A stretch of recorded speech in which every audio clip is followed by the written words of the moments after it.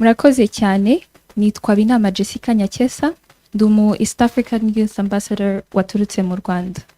Mbere na mbere mbanje kubashimira uko twakiriwe, twanezerewe cyane, umutekano ni wose, mwakoze cyane. Hanyuma ikibazo cyanjye ni kuri uru rugendo muvuyemo, nagerageje kubaza amakuru bambwira ko no mubo mwasuye harimo aba entrepreneurs ariko baba artist. Kandi nawe nigeze kukumva uririmba byanshimishije cyane, nari narakubonye ariko nishimiye kubona in person. Noneho rero nifuzaga kubabaza, Afrika ni umwe mu mugabane uri imbere iyo tuje mu bya entertainment. Ese Burundi muri uru rugendo mukomeje hamwe na Peage nubwo mwabasuye aba bahanzi, ni izihe ngamba ziriho kugira ngo noneho bagere ku rwego rwa Afrika, barurenge bagere ku rwego rw'isi, bakuremo aya mafaranga twahoze tuvuga, duteze imbere Burundi bwacu, duteze imbere Afrika, nibibe entertainment gusa. Murakoze cyane. Urakoze cyane, ndashimye icyo wahereye ko kuko urwaruka rwo mu Rwanda nago rumaze iminsi ruza ruranyandikira rumbaza ibibazo, hanyuma benshi bandavuze ngo twugurure imbibe, ndababwira nti nta munyarwanda n'umwe yankiwe kuza mu Burundi. Rwandere irakora imbibe, hajya ku rubibe rw'u Rwanda ni ikibazo cy'umutekano gusa. Icyo nacyo aho kiri kirazwi, ni ukuvuga yuko nezerejwe no kubona ko inyishu nari natanze ariyo umunyarwanda yashitse mu Burundi. Iyo natanze ni vyiza cyane. Hanyuma uravuze ku byerekeye aba rero babanyatugenegene twarababonye, nivyo harimo abazi gucapura, abazi abaririmbyi bose, no kuvuga navyo nyene no kurema itunga, abakinyi no kurema itunga. Muri Afrika rero muravye niyo ifise akaranga gakomeye cyane gashobora guteza imbere urwaruka rwacu, abaririmbyi, abatamvyi, abivyese ni benshi. Nagira mbere ndakubwira yuko twebwe mu Burundi twabaye abambere, ndetse no hanze urwaruka rwacu ragenda n'ingoma, abo bita amagaba muri Ethiopia babaye abambere, baherukayo. Ingoma z'u Burundi ahantu hose zigiye, kandi urasanga baza kuzirorera ari benshi. Ni itunga dufise, kandi urazi ko ingoma z'u Burundi zisanzwe ari ni itunga ry'isi yose. Rero uvuze ngo warambonye, naje ndiko ndazivuza, hajya n'uburyo bwo kuziha agaciro, kuko naje nari nsanzwe ndi umuvuzi w'ingoma nkibasha, nsanzwe ndi umuvuzi w'ingoma.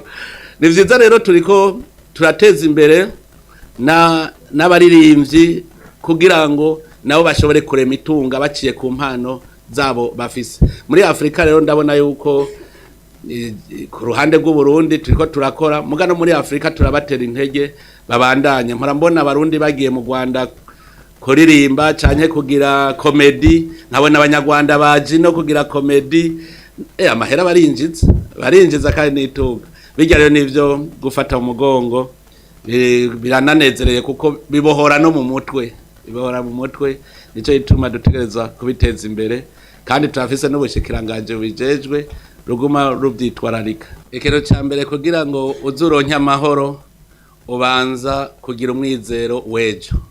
Burya abantu benshi bahungabanya umutekano n'abantu usanga bataze ejo, ari abantu menga baramaze kwihebura, nibo rero baca ibyihebe, ugasanga bateza n'umutekano muke. Rero ikintu cya mbere no hanura ugwaruka nuko bamenye ko ejo arahi wabo. Twebwe abatama tuvuga ngo turi intemba bugende, nuvuga twe turi abantu twamaze kuruha.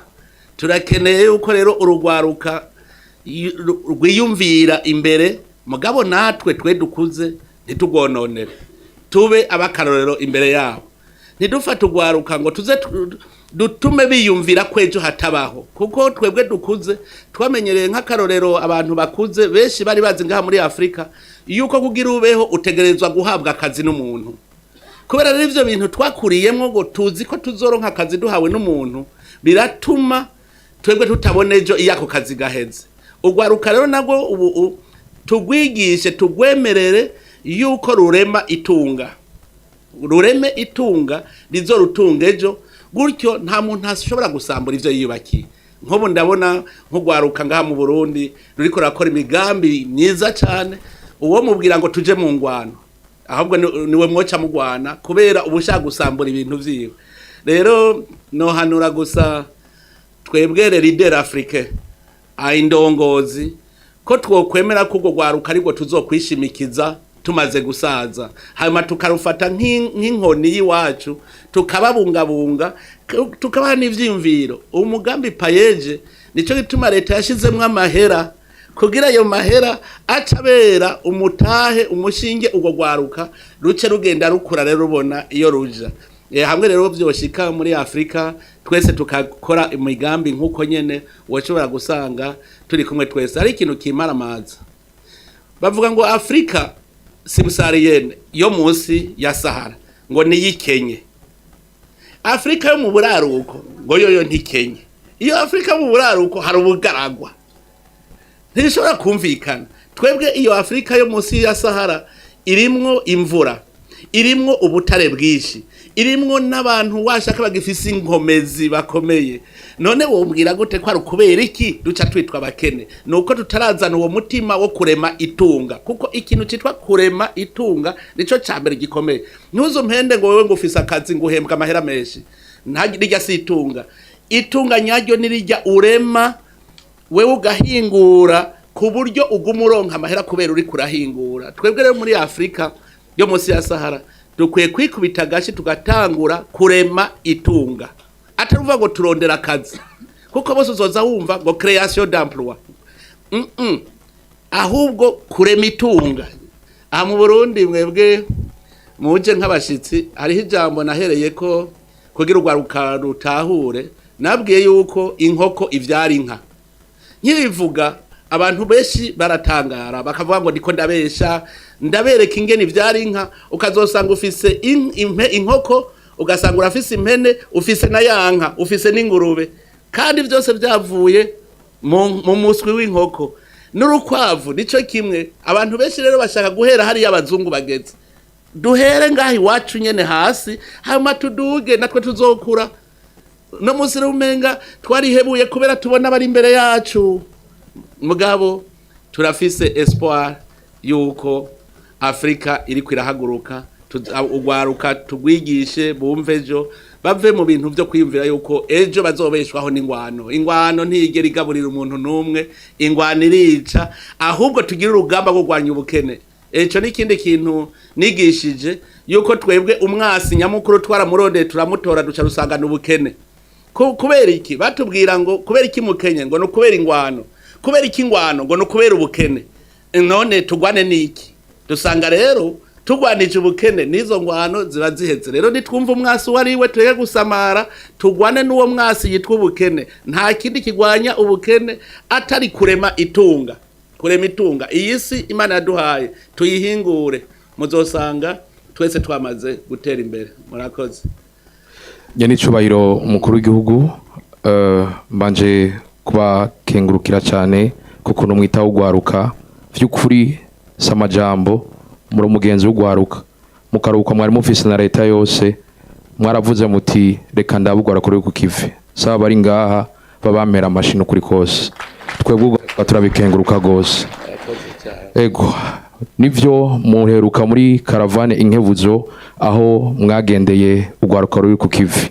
Turi mu gihe hasigaye imyaka 15 n'amezi 3 n'iminsi mikeya kugira ngo Uburundi bube igihugu cifashe kandi kanatsinda dutegerezwa kuba igihugu cifashe nitwashobora kuja hamwe twese tuje ku kivi. Kibazo canje gihagaze ngaha nyari cubahiro ugwaruka mwagendeye mwasanze ivyo rukuru rakora ruriko rirusunga ino mbona kazoza, bega nimba hariho urutaratahura ino mbona kazoza hari kwakogwa iki kugira ngo na wa wundi adafisa akaradiyo na wa wundi abura kanya gato ko kugira ngo akurikirane ano makuru mu mushikire zijya nkingi zitanu azumve neza. Ikibazo gisa ni ca kabiri, turi mu gihe bambwiye yuko ari ikibazo kimungira abandi barabimbariza. Murakoze cyane. Ego cyane. Taramuzi numwe afise yashene yitwa Umukubito. Aramfasha cyane mu kwigisha kuko araja kuraba akongera akabikwiragiza akerekana haba ugwaruka rugejeje. Rero hajya abajije ikibazo nk'ukizi nagira ndabwire yuko ugwaruka mwarumvise hose nca ndabaza nti nyereka imbona kazoza kuri ivyo uri kuravuga. Burya rero abantu bazi yuko murabona inkingi bavuga ngo ari aho bavuga ngo engagement de l'État. Mugabo mubona umenga ntahanditse engagement de citoyen. Musanzwe igihugu cyose bwa gitera imbere nuko abene gihugu bose baba bateye imbere. Nuko bose baba bari ku kivi. Kubera ikigega ca leta cinjizwa gikomezwa n'ibikorwa vy'abene gihugu. Uno munsi rero ndavye ugwaruka bose baranyereka imbona kazoza. Nk'ubu ndabona banyereka amahinguriro akomeye cyane. Reka ndabereke nk'ubu umuntu atangura kutuntu duto duto muga tugashika kure. Uno munsi hari habona gendeye babiri nabonye aba ari kazoza gakomeye cyane. Nagendeye aho bakora amavuta yabigeme mu mutwe. Barambwira yuko aribo bikorera ayo mavuta bakayakura mu biterwa bonyene bakakuramwe amavuta, ayo mavuta bagayateranya akaba amavuta meza cyane kandi naturel.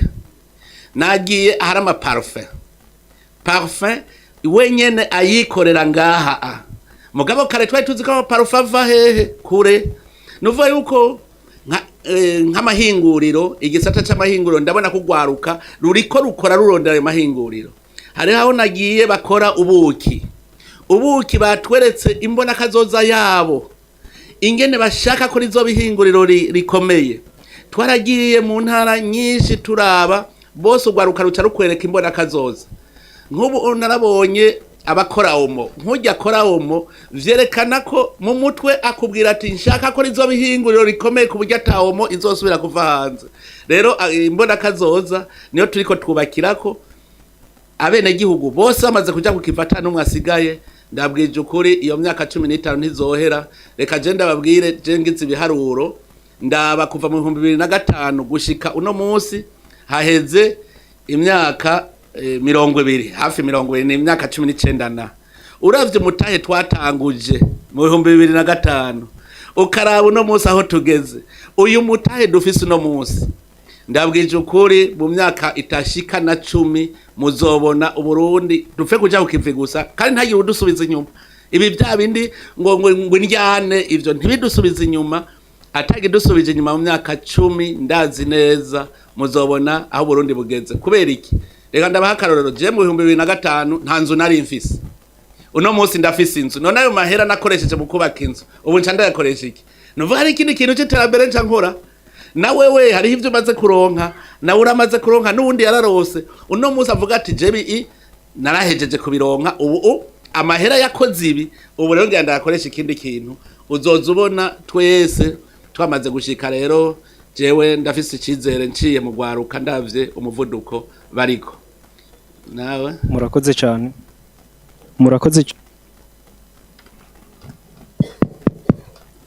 Murakoze cyane nyene icubahiro mukuru w'igihugu cacu ciza c'u Burundi. Nitwa Elize niyo ntoranwa nkorera ikinyamakuru Jimbere magazine. Mu rugendo inkebuzo twari tumazemo imisi mu majambo mwavumera mwaravuga yuko kazoza ku Burundi tugakesha ugwaruka.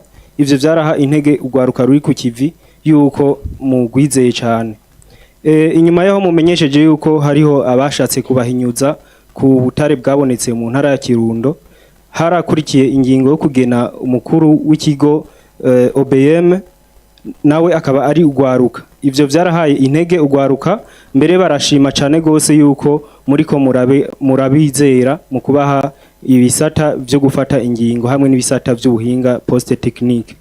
Bakaba bibaza ati none kumengo hariho nibindi bisata usanga hariho utuntu tutagenda neza. Bakavuga ati iyaba harugwaruka agishoboye avyumva byogenda neza. Bashaka kumenya mbega mwoba mutegekanya kubandanya mugena mu bisata bimwe bimwe bifata ingingo canke technique ugwaruka kugira ngo babandanye kuzana ryaterambere n'imbaraga nyinshi bafise. Murakoze. Urakoze cyane. Mwewe uri kubaza ikibazo kijanye n'ibiti. Burya ibyo mwita ibiti ntibiteza imbere igihugu. Igihugu nibikorwa. Rero muvuze ngo ugwaruka bari ngo ruzoja ku maposte yose, ntiwavuga ngo igihugu caca wamaze kwishamo ko ari igiti aho honyene ubuhejeje kuvyica, umaze kumva ari cicaro.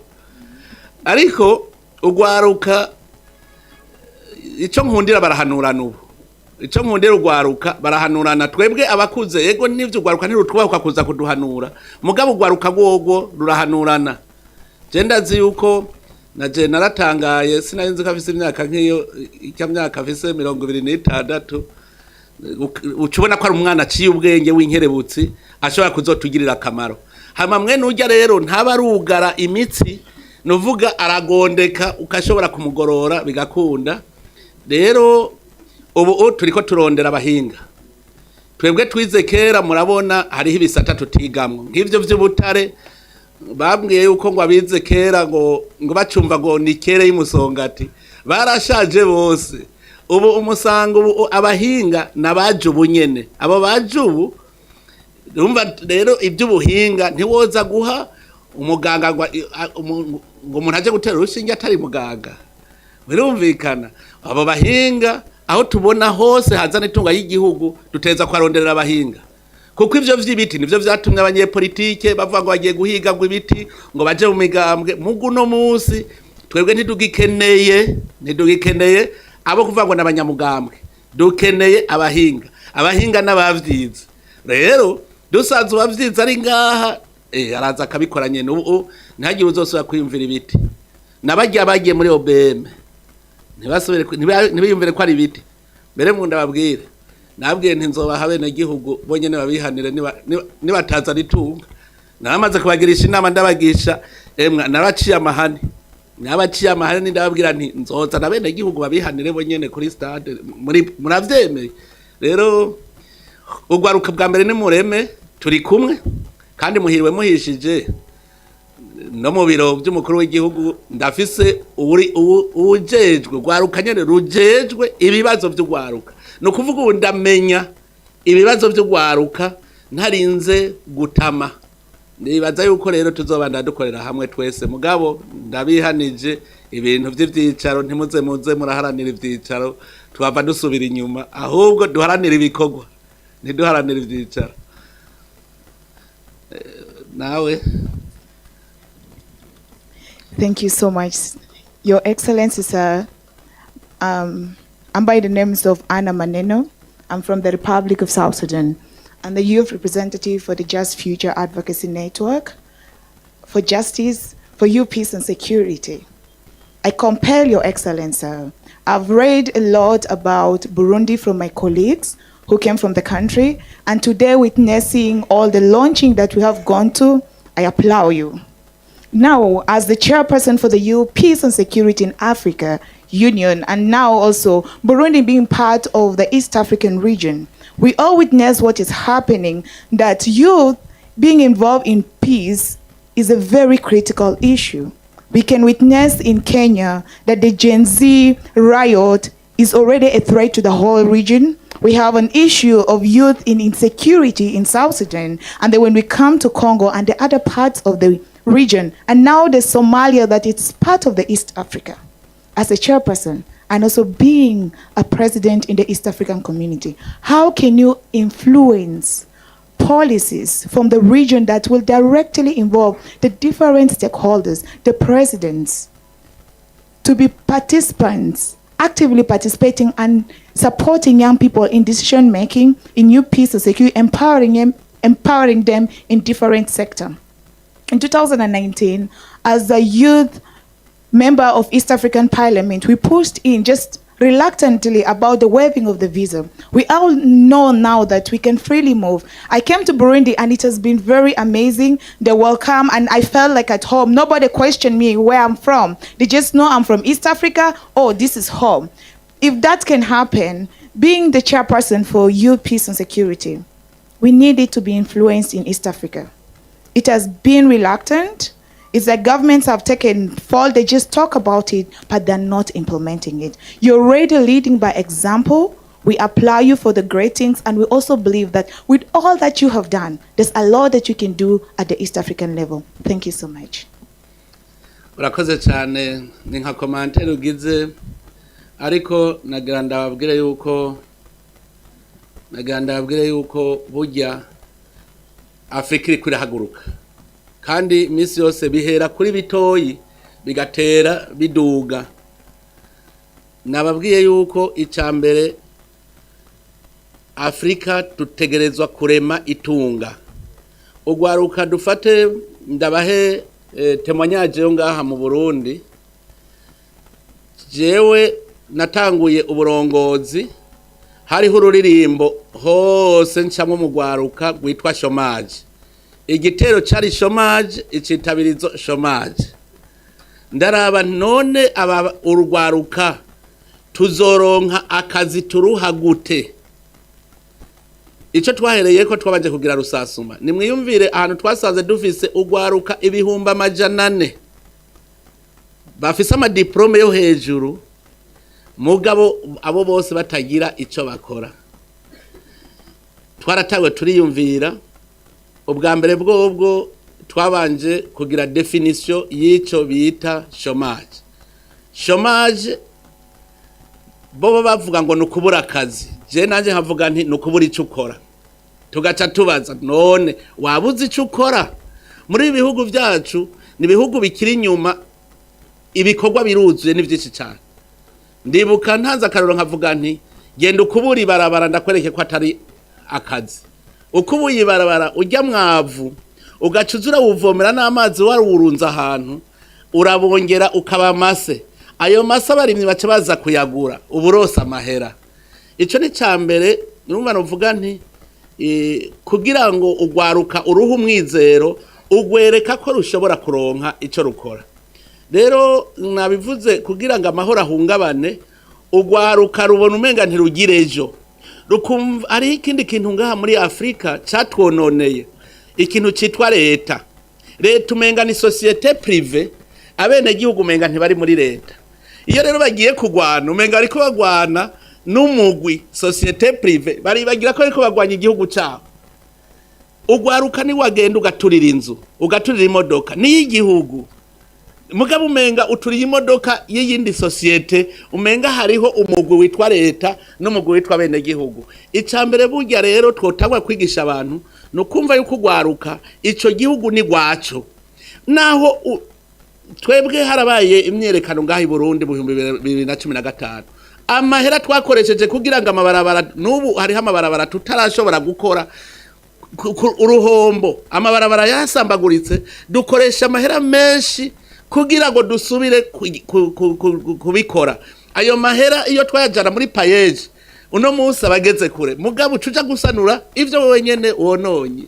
Ico rero tubanze twumve mu rugwaruka navuze n'abaridere bumve yuko bari kumwe n'abene gihugu bose ibi bitunanirire hamwe ivyo dushoboye tubishoborere hamwe kuko twese turiko tugenda tururunani. Hariho nirindi jambo nanje nagumye nkoresha turi kumwe twese birashoboka. Iyo muri kumwe mwese mukugira urunani none ubwo gwaruka ruzoja rugumuka nande ko rusanga ko rugumukana gonyene. Hariho ivyo mvuga uzosanga n'abakozi ba leta bavuga ngo bagire greve. Bibagiye yuko bariko bonyene bakorera bonyene. Ivyo byose izo ni inyigisho ku influencer rero muriko muravuga abaridere turi mu manama ivyo twamatiko turabivuga. Jewe nko muri leader champion wa agenda wa programme jeunesse paix sécurité. Jewe n'igihe nari ndongoye East African Community naguma mvuga nti dutegerezwa kuraba ingene ugwaruka n'abakenyezi nabo bagira ikibanza muri East African Community kugira ngo tugume duhanurana twese bumve ko umwe wese afise uruhara ashobora guhanurako. Rero ngaha twama tubivuga abaridere nuko twese twobishira muri ideology irongora akarangamutima karongora igihugu ingene kigenda kugira ngo abene igihugu twese z'abindongo z'abene igihugu tugira urunani twese duce tugenda turi kumwe. Ivyo rero nivyo dukwiye kwiga ubu kuko sivyo vyahahora kare. Umuntu wese wamenga hariho uri muri leta akaba n'umwene gihugu, amenga hariho ugwaruka n'abakuze, twese nitugira urunani. Ugwaruka rurakeneye abakuze barakeneye ugwaruka, twese rero ni vyiza ko twoja hamwe tugatera imbere twese.